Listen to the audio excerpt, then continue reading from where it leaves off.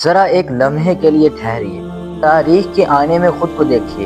کیا کبھی کسی ظالم نے اپنی موت کی پلاننگ کی؟ کیا کبھی کسی جابر نے سوچا کہ میں یوں ختم ہو جاؤں گا؟ نہیں، سب نے لمبے خواب دیکھے، مگر انجام کسی اور کے ہاتھ میں تھا۔ فرعون، جس نے کہا میں تمہارا سب سے بڑا رب ہوں، اس کا کوئی پروگرام نہیں تھا کہ وہ دریائے نیل میں ڈوبے۔ وہ تو اپنی حکومت نسلوں تک چلانا چاہتا تھا، مگر اللہ نے ایک راستہ کھولا اور وہی نیل اس کی قبر بن گیا۔ اللہ نے دکھا دیا، پانی جس سے سلطنت چلتی ہے وہی پانی حکم الہی سے ڈبو بھی دیتا ہے۔ شداد، دنیا میں جنت بنانے والا، جس نے کہا میں دنیا میں ہی جنت بنا لوں گا۔ محلات تیار، راستے سجے، دروازے کھلنے والے تھے، مگر وہ جنت کے دروازے پر ہی مر گیا۔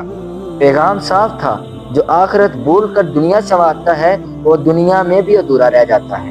نمرود، خدائی کا دعویٰ کرنے والا، جس نے حضرت ابراہیم علیہ السلام سے کہا میں مارتا ہوں، میں زندہ بھی کرتا ہوں۔ صدیوں کی حکومت کے خواب تھے، مگر انجام ایک حقیر سا مچھر ناک کے راستے گیا اور وہ بادشاہ تڑپ تڑپ کر مر گیا۔ اللہ نے ثابت کر دیا، جسے تو کچھ نہیں سمجھتا وہی تیری طاقت کا خاتمہ بن سکتا ہے۔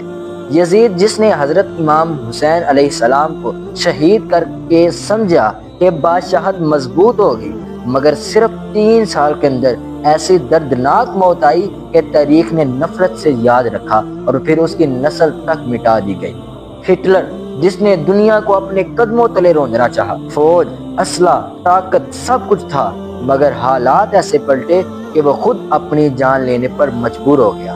یہ پیغام تھا، جب اللہ کی مدد اٹھ جائے تو طاقت بوجھ بن جاتی ہے۔ میرے بھائیوں، یہ سب ہمیں ایک ہی بات سکھاتے ہیں، دنیا کے ہر ظلم کو صرف ایک مدت تک مہلت ملتی ہے، پھر جب اللہ تعالیٰ کی پکڑ آتی ہے، اِنَّ بَطْشَ رَبِّکَ لَشَدِیدٌ، تو نہ دولت کام آتی ہے، نہ طاقت، نہ قوت، نہ وسائل، نہ رسائل، اور غرور، گھمنڈ، تکبر سب یہی رہ جاتا ہے۔ قبر میں کچھ نہیں جاتا سوائے اعمال اور کردار کے۔ اگر کردار درست ہے تو انجام محفوظ، اور اگر کردار بگڑا ہوا ہے تو تاریخ صرف عبرت بنا دیتی ہے۔ ظلم کرنے والے یہ سمجھتے ہیں کہ وہ بچ گئے، مگر حقیقت یہ ہے کہ وہ صرف قطار میں کھڑے ہوتے ہیں۔ اللہ ہمیں ظلم سے بچائے، عبرت قبول کرنے کی توفیق دے۔